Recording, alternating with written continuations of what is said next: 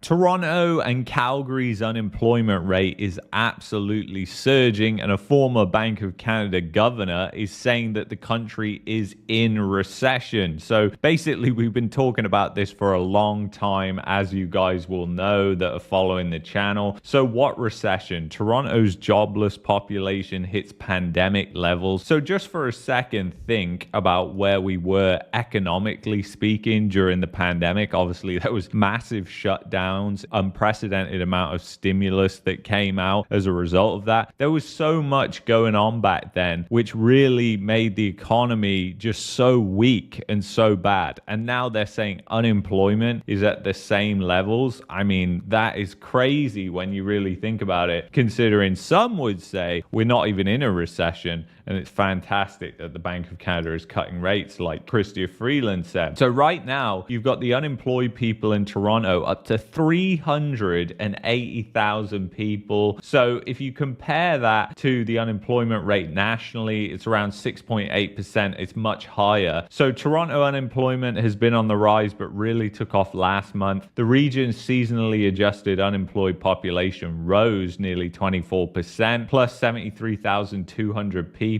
to nearly 380,000 people in November. If that sounds like an absurd increase, that's because it is. In only the first 3 months of the pandemic, March to May, have ever reported a larger monthly increase. The region's unemployed population is the largest since May 2021. And that's so interesting because it shows you here going all the way back to even 2008, and you don't see an increase on this chart.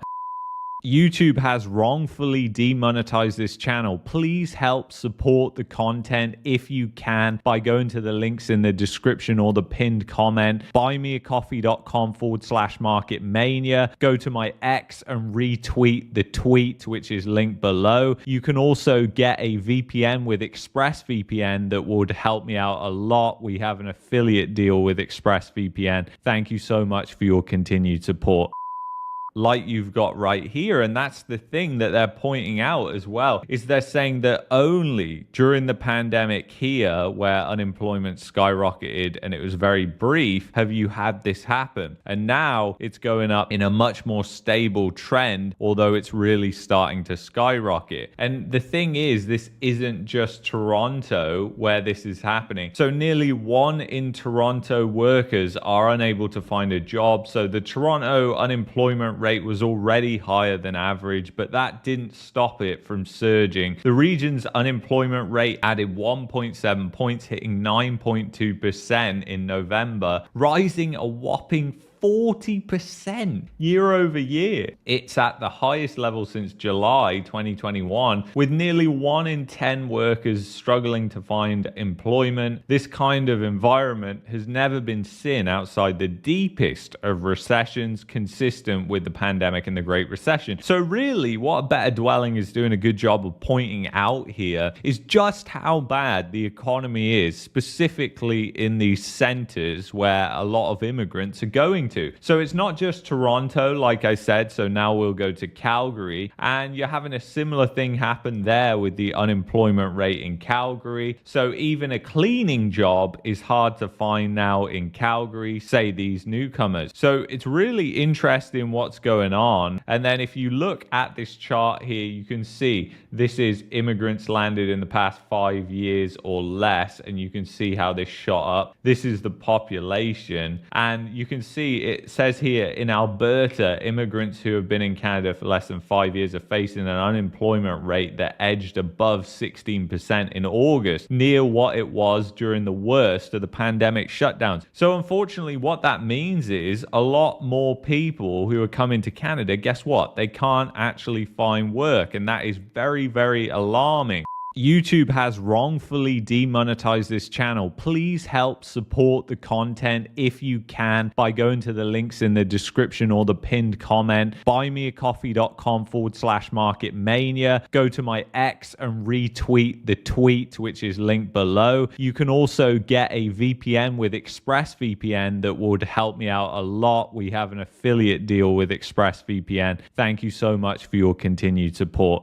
It is really alarming what's going on there with the unemployment rate in Calgary and the fact that for immigrants it's above 16%. I mean, these are people without the support networks that most people have. And unfortunately, what probabilities suggest is that's just going to mean more people resorting to crime because you've got more desperation that is in the immigrant community. That's not saying immigrants commit more crimes because that's not true. It's just saying that there's more desperation in there. They're being thrown into the depression. And why is the government doing this? Why do they continue to do this? One has to ask that question. It all seems part of a greater plan here. And Calgary has been gaining jobs to support these newcomers, but not fast enough at 7.5%. Alberta now has a higher unemployment rate than the rest of the country, which averages 6.8%. And it's especially bad for newcomers and young adults, which is really not good for crime. I mean, young adults, especially for younger people, they're going to feel like they can't do anything, essentially. It's really, really bad. And it's also really bad for these new people who are coming into the country, who most of them don't have much. And that's really the issue here. And Canada's economy, unfortunately, just can't support this. So you've also got a former Bank of Canada governor saying that we're in a recession now. Really interesting. So Canada is in a recession according to a former Bank of Canada governor, Stephen Poloz. He said on a call at the company he now advises, I think it's a law firm, I would say we're in a recession. I wouldn't even call it a technical one, basically saying that this is worse than a technical recession. It's an actual recession. So that obviously means that the Bank of Canada knows how bad the economy is. Obviously, they don't want to call it out. That's something that they're never going to do. But it's something that we know that there's probably going through their mind, especially with the former Bank of Canada governor coming out and saying this. So a technical one is a superficial definition that you have after 2 quarters of negative GDP growth. And we haven't had that. But the reason is because we've been swamped with new immigrants who buy the basics in life, and that boosts our consumption enough. A recession is defined as a significant, widespread, and prolonged downturn in economic activity. The general rule of thumb is that 2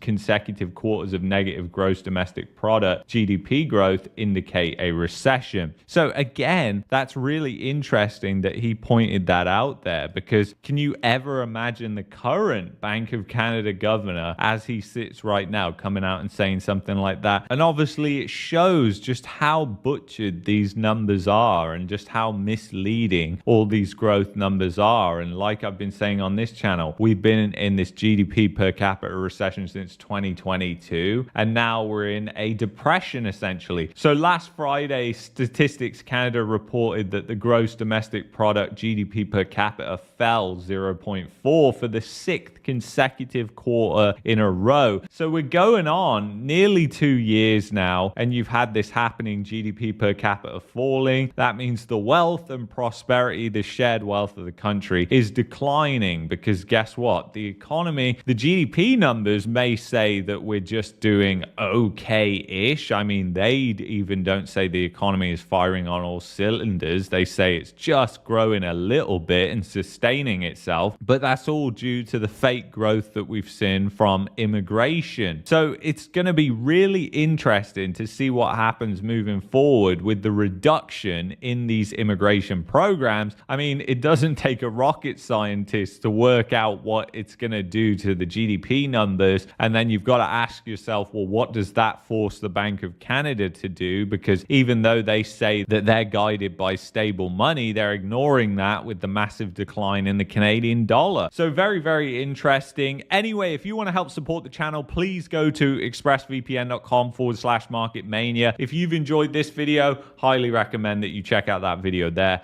I'll see you in the next one.